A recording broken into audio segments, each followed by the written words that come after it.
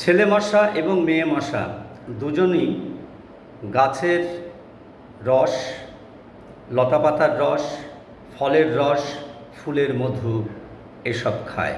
তবে মেয়েরা একটু স্বতন্ত্র, তাদের রক্ত লাগে। কেন না, রক্তের প্রোটিন ছাড়া তাদের ডিমগুলো পরিপক্ক হবে না, সেখান থেকে তার বাচ্চা কাচ্চার জন্ম হবে না।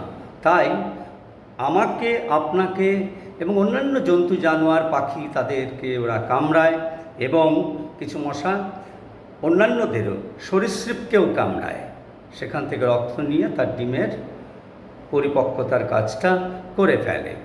এবারে আসি মশার বাচ্চা কাচ্চাদের খাবার প্রসঙ্গে। কি খায় তারা? তারা জলে থাকে, আমরা জানি। বিজ্ঞানের পরিভাষায় তাদেরকে বলা হয় লার্ভা, অর্থাৎ শুক্কিট।